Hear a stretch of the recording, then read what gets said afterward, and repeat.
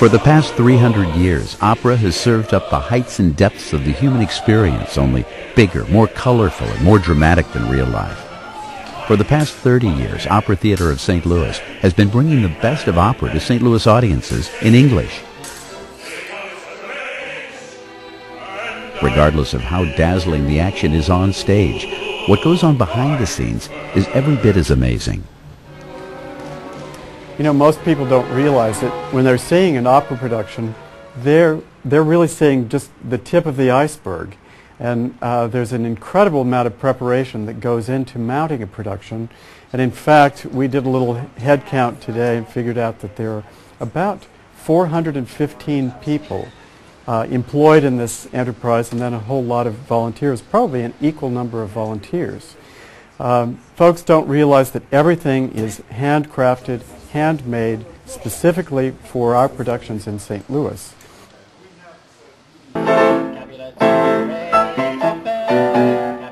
Singers, musicians, set designers, tailors, and wig makers, hundreds of artists and craftsmen working together to bring us the magic. There are even specialists who direct fight scenes.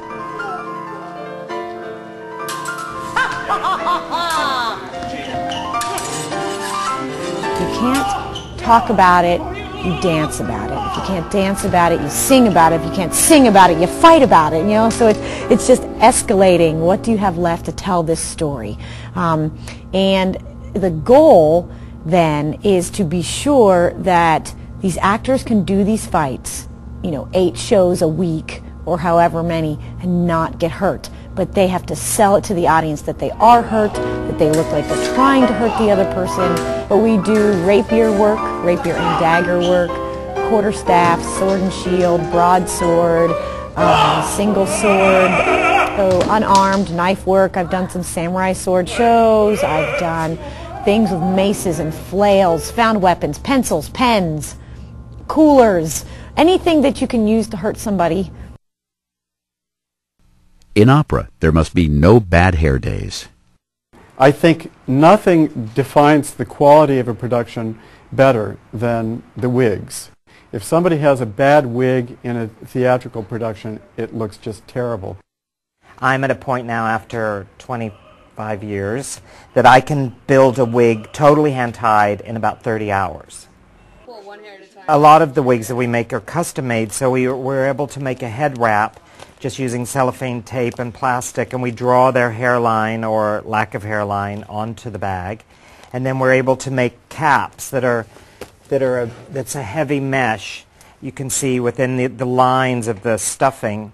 And then when we tie the hair in, it's maybe at the back 2 or 3 hairs at a time, like a little latch hook on a rug. And then by the time we get to the very front, we put an even finer mesh, and then it's just 1 hair at a time.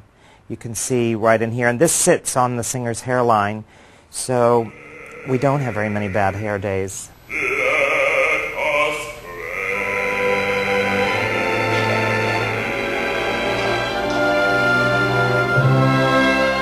Meanwhile, the costume shop creates clothing for a small army of actors. So Charles, this is a regular clothes factory down here. Absolutely. I think there are 37 people working in the costume shop. Right now we're working on Beauty and the Beast. This is the Beast's costume, and you can see it's really a bird of prey. It's meant to create this kind of feathery effect, and you can see the wing there and then the back of the bird. And when the Beast is transformed into the prince, of course, he has to be revealed in his 18th century garb.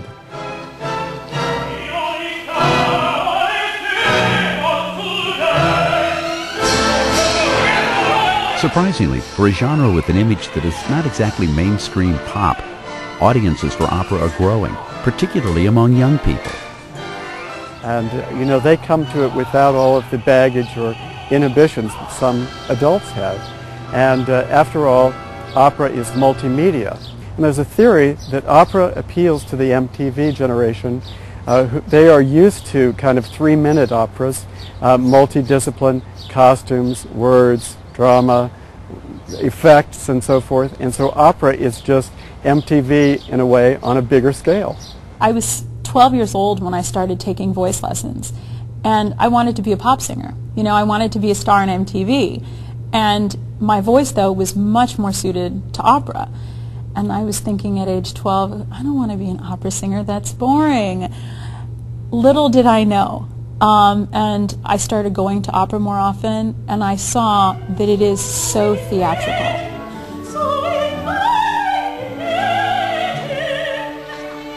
And you do get to wear really cool costumes and great wigs.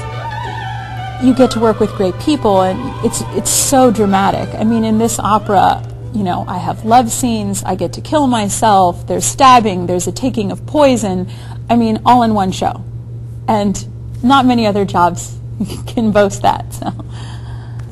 It's the best thing. It's the best thing. I've had some performances, I got to tell you.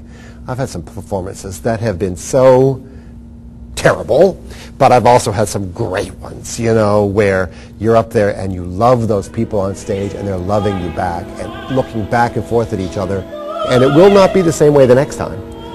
And it was never that way before. It's just like that. So when the performance is over, for us, the performers, and hopefully some people in the theater, life is never going to be the same because we've just experienced something. The experience of being taken to someplace beyond the realm of daily life. Just the other day in rehearsal, we were staging the end of the end of the opera, end of Romeo and Juliet, when the two lovers ultimately take their own lives, and there were some tears just in rehearsal, because you have to be willing to go there, to, you know, to cross that line and totally commit to what you're doing. It's a wonderful rush. And at the end of an evening, you're tired because you've given so much, not only vocally, but emotionally as well. That's why we do it, because it's to make people feel.